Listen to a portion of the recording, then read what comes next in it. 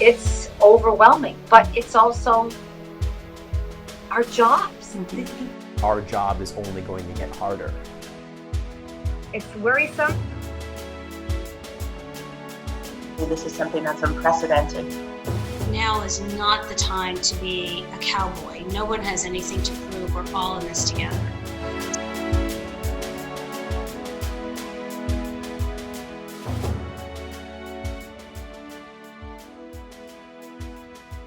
Welcome to Reporting from the Frontline of a Pandemic. I'm Mercado, and I'm here with Amy Beveridge. She's the news director at WMTW Channel 8 in Portland, Maine. Thanks, Amy, for joining me. Hi, thanks for having me. So my first question I want to ask you is, how have you had to adjust the way you work? We've made a lot of adjustments at the station, not just in covering, the story, obviously, which is a huge undertaking for us, but also in the way we're doing things, in the way we're gathering stories, in the way all of our employees are working. I'm home right now. You can see I and my assistant news director are basically switching off being in the station so that we're never in the station at the same time. The social distancing guidelines, we're really trying to adhere to that. And so, my assistant news director and I are doing that. We have, tried to get more and more people working from home. Even, some anchors are working from home. Our reporter, photographer crews are working completely remotely. They don't come into the station at all. They file their reports right from the field. Our anchors, our photographers even will download their video onto our server outside of our building. We created basically a drop opportunity for them right outside the building, so they don't have to come into the building for that. It really is, it's very, very different. Obviously we're television, we're always trying to get, our own video of things. We always want to talk to people on camera, but now we're doing more phone interviews or Skype or Zoom meetings for, interviews and stuff. And that works out. It works out well. It's certainly different. It's certainly a change of pace for us. And then, we've also changed up our scheduling, the hours that some people work so that we're covered at different times. And then also that we're keeping too many people from being in the newsroom all at once too. So it's been a challenge, let me tell you. You said a lot about the ways how covering has gone between reporters and photogs being and separate, doing things at home and away and all that stuff. Can you expand more of how does Channel 8 has been dealing with covering the news of this virus?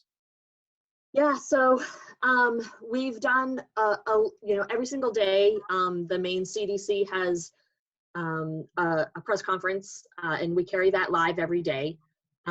The governor has also held a number of press conferences, so we've been carrying those live as well as the city of Portland. They've done a few.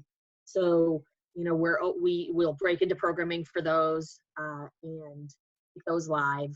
And then we usually have a reporter at those events who will also turn around the information for our digital platforms right away and prepare something for the newscasts for those as well. And then,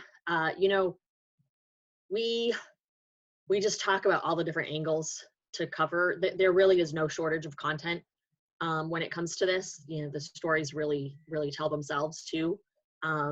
We've been getting a lot of tips into the newsroom, people calling, asking questions, giving ideas.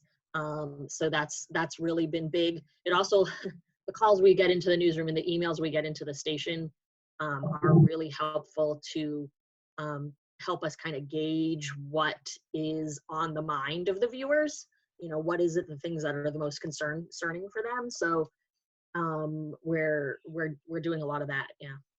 Some questions I want to ask you are, in the midst of these uncertain times, how do you balance your coverage when it comes to stories of new cases and the misinformation that's been going around without instilling panic amongst the public, even as Maine is getting more and more cases of the virus? Because I saw earlier that Maine has like 375 cases now about that number. Yeah. So, that's actually been one of the really big things that the Maine CDC has been pushing in each of their pressers. They're saying, make sure that you're getting your information from reputable sources, Maine CDC, National CDC, the FDA. We've actually told our own talent, when they're sharing things on social media, make sure that they're sharing things, that are directly from our website or that are from, a government organization that will give this information. It can happen sometimes where people aren't necessarily thinking. It's like, this sounds like sound advice. I'll forward this along, and we got to make sure that we're not doing that. So that's one thing. Also, I'd say in the delivery of things, that's really, really important too. We can't be panicked. We need to be calm. We need to, present this information as fact without getting caught up in, what it is and how frightening it can be. We're just giving the facts and we're telling you, this is what you need to do. And hopefully we'll all get through this together. And my next question I want to ask you is, what has been the hardest thing about covering this pandemic from the standpoint as you as a news director for a major local station? Well, definitely the people managing the staff.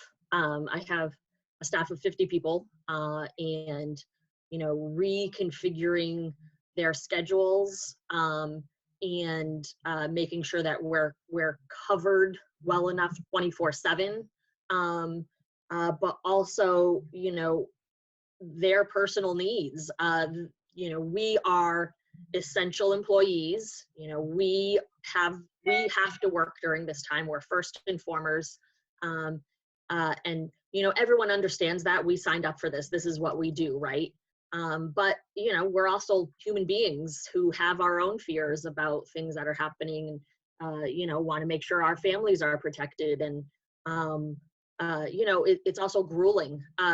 Something that I've heard a lot from my employees, and I would say it's exactly the truth, is, we are used to covering hurricanes, major snowstorms, those sort of events, and those are really big events, but they will be over with, in a matter of days, right? Unless like damage is really, really devastating, right? So, and this has been, already going on for, 2 weeks or more, and it's going to go on for at least another month with, our state stay-at-home order goes till the end of April. Who knows if it'll continue past that.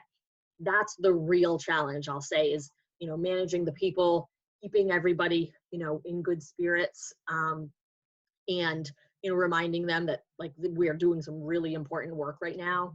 And certainly, being sympathetic to their needs because they have the same concerns that all the viewers do, except that we really have to be out there. So it's difficult.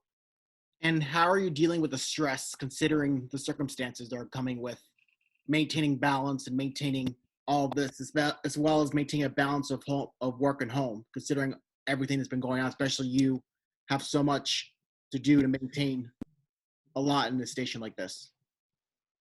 Yeah.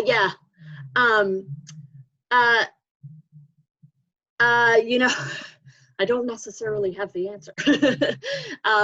You got to just allow yourself to shut it off sometimes, and which can be really difficult for news people. I gotta get home at night and have just an hour or two of doing something that has nothing to do with this, and just read a book, watch your favorite TV show, do something like that just to give yourself a little bit of escape.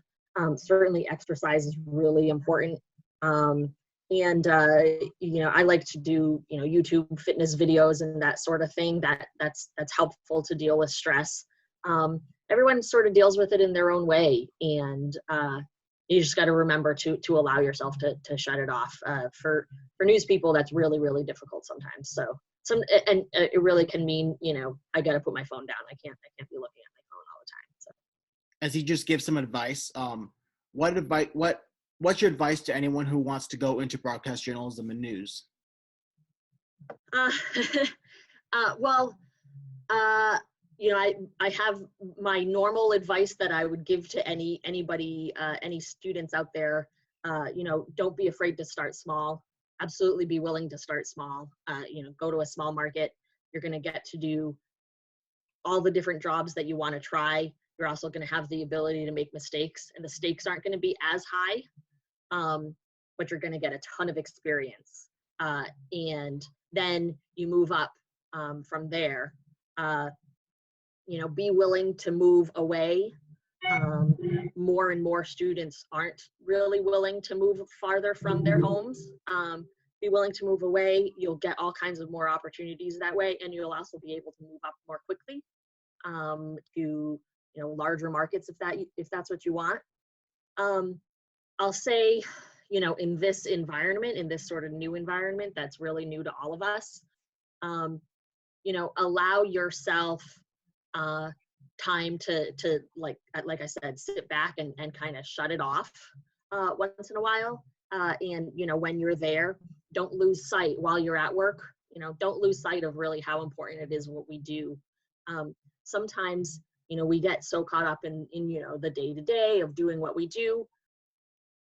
Sometimes we need the reminder of the viewers to give us a call and to get that reality check of like, yeah, this is really important stuff that we're doing for them, and this is a big job. It's not just being on TV. It's really giving people the information that they need. It really truly can save lives, and that's not every day that actually is the truth. But these days it's been that way every single day. So. My last question I want to ask you is there anything else you'd like to be able to share with me or tell me, or anything else you'd like to say? So what do you want to do? What do you want to do when you graduate? So what I want to do is I want to be a producer when I graduate out of Emerson. So do you want to work in local news or in national news? So local news, actually. Local news, good, Mm-hmm. Good. Yeah, it's a completely different world, I would say, local news versus national news too. And if you do, like I said, to go to a smaller station, you'll get to try all kinds of different things. If you start in a larger station, it'll be a different story. You know, in smaller stations, there are fewer people doing more things. In larger stations, there's a lot of people doing a few things. So, you know, give that some thought when you're considering where you're going to go. Be willing to go anywhere. And, you know, it's really great if you can get in with a good company and sort of grow within that company. That's what I did with my current company, Hearst. So, yeah, I definitely recommend that. And be, you know, willing to listen to anybody that will give you advice and seek it out too. Because if you're a hard worker, people will recognize that and they'll respect that and they'll be more willing to give you advice. Thank you. Thank you, Amy, for taking the time to talk to me, and thank you for the work you've You're been welcome. doing, informed and safe. And thank all of you Thanks for having me. for watching this You episode too. of Reporting from the Frontline of the Pandemic. I've been talking with Amy Beveridge, the news director at WMTW Channel 8 in Portland, Maine. I'm Luis Mercado.